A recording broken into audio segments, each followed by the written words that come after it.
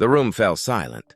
"She shouldn't even be here," the groom sneered, his voice dripping with contempt as eyes turned toward the shabby figure of his ex-wife. Laughter rippled through the crowd, mocking her faded dress, her quiet presence. To them, she was nothing, just a poor woman who had been discarded. But what he didn't know was that in less than 10 minutes, her arrival would shatter his pride, silence every whisper, and flip the entire room upside down. Tell us in the comments, what would you do if someone invited you just to humiliate you? Before we begin, hit subscribe. It's appreciated. Her name was Alina. She wasn't flashy, she wasn't loud, and she certainly wasn't rich by anyone's measure. She lived a modest life, working long hours at a small community center, pouring her energy into helping children who came from broken homes. To her, joy came not from wealth, but from seeing lives change little by little. She had once believed in love, too, when she married Daniel.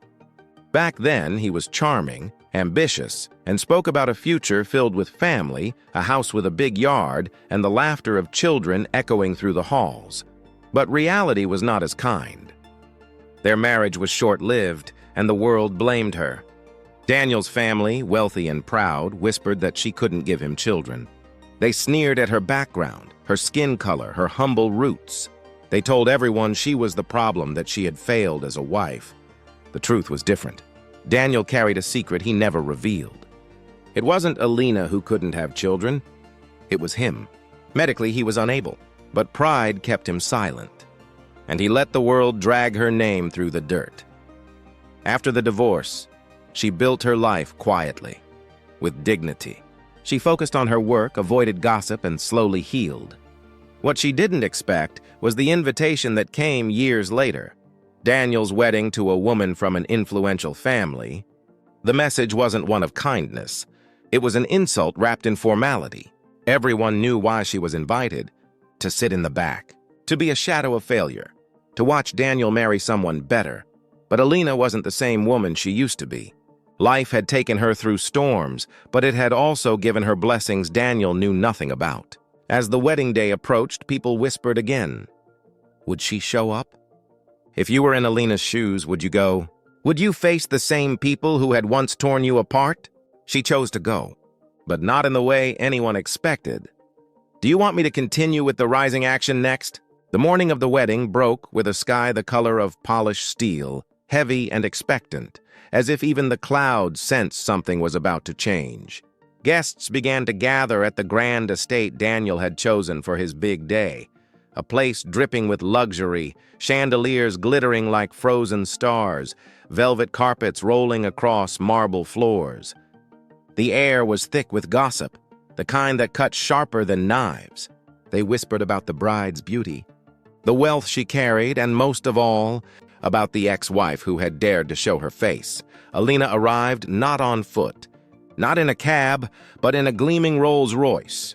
Heads turned, jaws dropped, and silence spread through the crowd like wildfire. The very woman they had branded as poor and insignificant stepped out in elegance, her gown flowing like liquid gold, her presence commanding. And then came the real shock. 3 little children followed her, triplets, their faces bright, their laughter unshaken by the stares.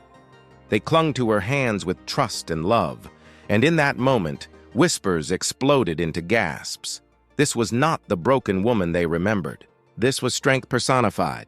Yet Daniel's face turned pale, his carefully rehearsed smile faltering. Because deep down, he knew. He knew the secret he had buried, the lie he had let others believe. His family's whispers grew louder. How? She has children? Then why not with him? The very foundation of his pride began to crack before the eyes of the people he had tried to impress. The ceremony struggled to continue, but the air was poisoned with curiosity. Guests kept glancing at Alina, unable to focus on the vows being spoken.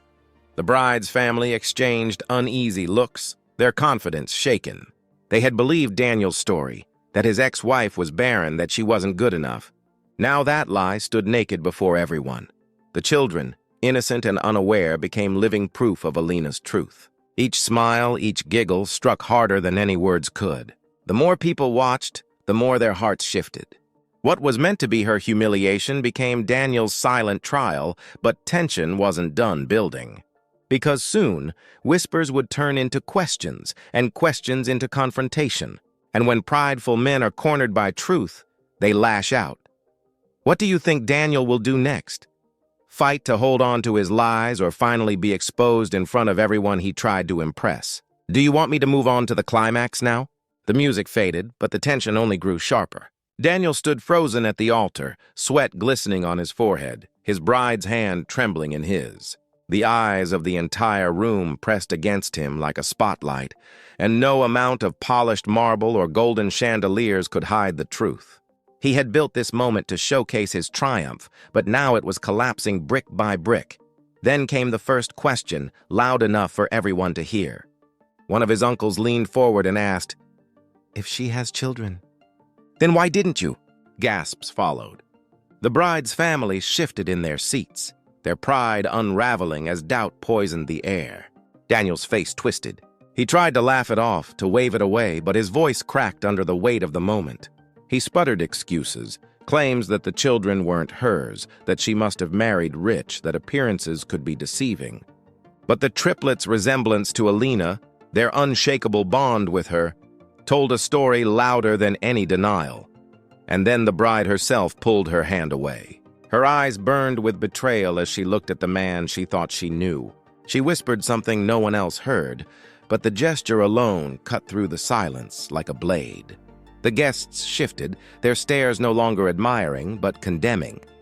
Daniel was unraveling, stripped of his lies before the very people whose approval he craved.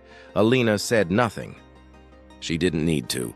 Her silence screamed louder than any speech. Her children clung to her, unbothered by the spectacle, innocent symbols of a truth that could not be hidden. The groom's family scrambled, trying to regain control, but it was too late. The power had shifted. Daniel was no longer the man on the pedestal, he was the man under judgment. The very ceremony he had designed to mock her was now his public downfall. But here's the question. When a man's pride is shattered in front of everyone, does he break down in shame or does he lash out in anger, dragging everyone down with him? Do you want me to continue into the resolution and impact now? The silence that followed was deafening. Daniel's mask had shattered, and there was no way to piece it back together. The bride, humiliated by the revelation, stepped away from him completely, her family's whispers turning to murmurs of retreat. Guests began to shift uneasily, some pitying him, most turning cold.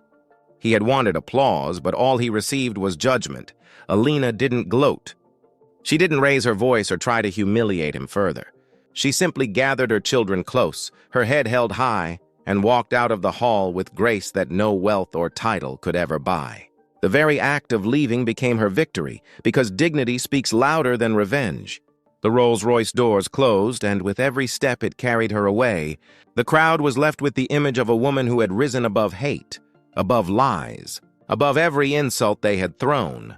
Daniel's empire of pride collapsed that day. He was exposed, not just as a liar, but as a man who had let his prejudice and arrogance destroy the only person who ever loved him genuinely. And Alina, she wasn't just surviving anymore. She was thriving, with her children, her work, and her truth intact. But this story isn't just about one man's downfall or one woman's rise. It's about how easily lies fueled by prejudice and pride can destroy lives. It's about the power of dignity when the world wants to strip it away. And it's a reminder. Every time society mocks someone for their race, their roots, or their supposed failures, the truth has a way of coming back stronger. So I ask you, how many more times will we let pride and prejudice blind us before we finally learn? Tell us in the comments what you think. Show some love with a like and subscribe to stay inspired.